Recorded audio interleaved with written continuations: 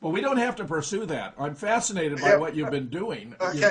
Well, I'll tell you a little story then. Please. While I was doing my architecture degree at Auckland University, I spent a lot of money and time on live-in psychological workshops. So you'd live in there for a weekend or a week, etc. So I ended up with all these psychological models. So I was became like a free thinker in psychological models. And I was a fast integrator, so I could get the idea and then act as if almost immediately. So then when I went to Russia, I noticed that the citizens were deconstructed. That is, they were thinking like the state, not like an individual. So, and that was December '89, a month after the Berlin Wall came down. So I got the KGB agent was following me and shouted him to lunch, got him a bit drunk, and we traded a few secrets. Then I went back to Budapest where I didn't speak the language, which was an advantage. I lived there for another 10 months, and I wrote up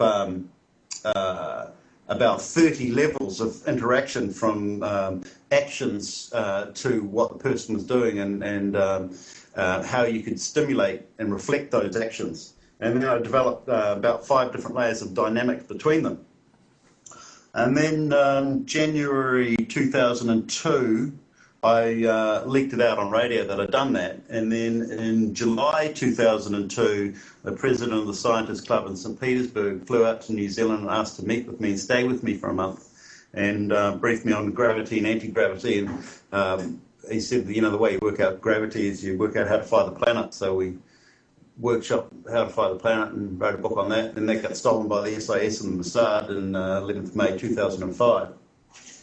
And while we were doing the briefing, he said, "Oh, you seem to understand a few things. So, do you want a reconstruction in the subconscious?" You know. So, what he'd done is he got the Russian equipment for deconstructing the subconscious, converted it to reconstructing the subconscious, brought it out to New Zealand, stayed with me, and I had my subconscious reconstructed into 2 positions of my choosing in 10 hours, from 8 a.m. to 6 p.m. And then the next day, I met an aide to the Prime Minister and the mafia boss having coffee together. So, we sort of sat down, had mates, and traded stories for 7 years. Tell me, what transition, what change occurred during this interval of time of reconstruction? When you alter someone's subconscious, they don't know that it has been altered because they're already acting as if.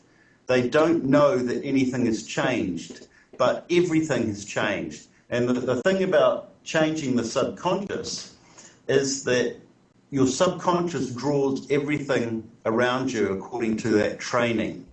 So all of a sudden you're meeting the people that you need to meet to achieve what you need to achieve. So it's very, very subtle and incredibly effective. So you're telling me you actually would be unable to discern the changes that took place during this interval of time because of the effects of the process itself?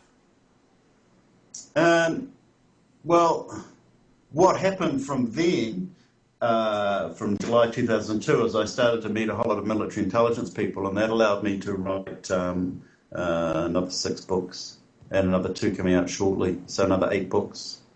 It allowed me to write 4 books in 1 year. How to Take Over the World, Stalin's British Training, Gifting the United Nations to Stalin, and New Zealand A Blackmailer's Guide, which is about 1,500 pages. Do you think this was affected by this reorganization of your subconscious? Yeah, put it this way, they don't talk to anyone, and they just don't talk to, people moping around. They talk to people who have some direction. They being the they being the living libraries and talking dictionaries. They being the ones who know. Right, and the ones who know don't talk to anyone, and they'll travel a long distance to talk to the right one. For example, even if they're in New Zealand. Yeah. Yeah. Let me just ask this, which will carry over after the break, which is coming up on us. Do you think Obama has had his subconscious reorganized? I think that every American president for quite a while has had their subconscious organized, reorganized, reconstructed, or actually deconstructed. I think they've had their subconscious deconstructed to think according to the state. And the primary requirement of an American president is that they're a good public speaker and they do bugger all else.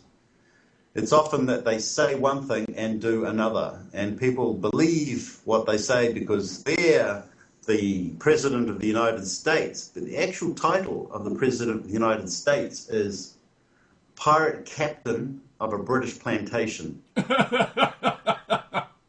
On that wonderful thought, Greg, we're going to take our second break. We'll be right back. This is Jim Fetzer, your host on The Real Deal, with my very fascinating guest today, Greg Hallett. You can visit his website at greghallett.com.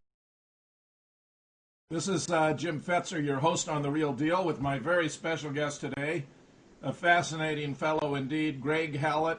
You can visit his website at Greg, Hallett, HALLETT.com, and you'll find he's got 5 books there with the covers: Gifting the United Nations to Stalin, Stalin's British Training, How to Take Over the World, Hitler Was a British Agent in New Zealand, A Blackmailer's Guide, aspects of which we were discussing in the beginning of our conversation.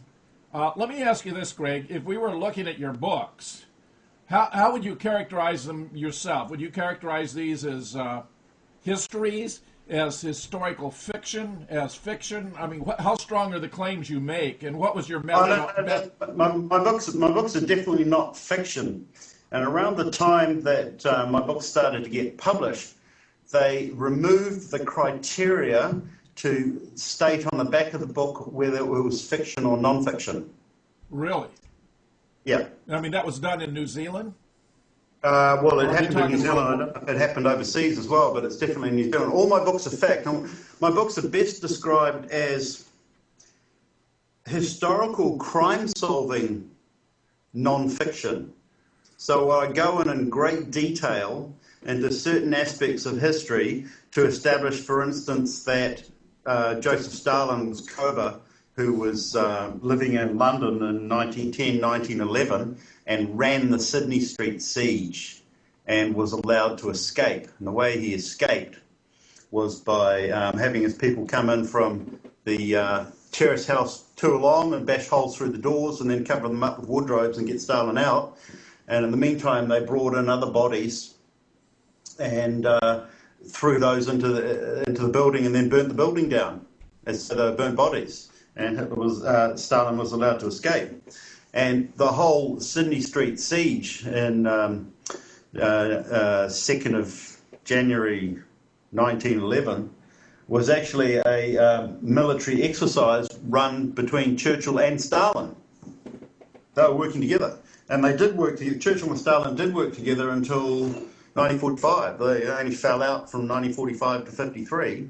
And then it was Winston Churchill who had Stalin killed. Where was Stalin at the time Churchill had him killed? In Moscow. He was in Moscow under some house arrest or something like that? He was under arrest? He was poisoned. He was poisoned by Stalin, by Churchill, under Churchill's orders. The reason being that he'd outlived his usefulness? He was about to invade Yugoslavia and he wanted to create World War III. And it's interesting that another attempt for World War III was created in Yugoslavia recently with the wars in Yugoslavia.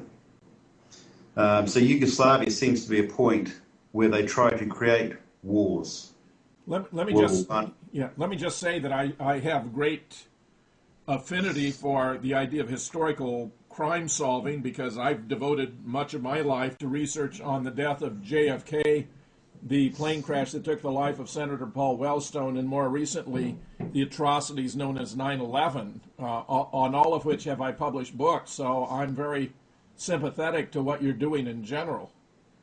Yeah, because the history used to be written like these sweeping military moves and these sweeping ideological moves. But it actually comes down to the people who are in charge of the country are gangsters and they are doing individual crimes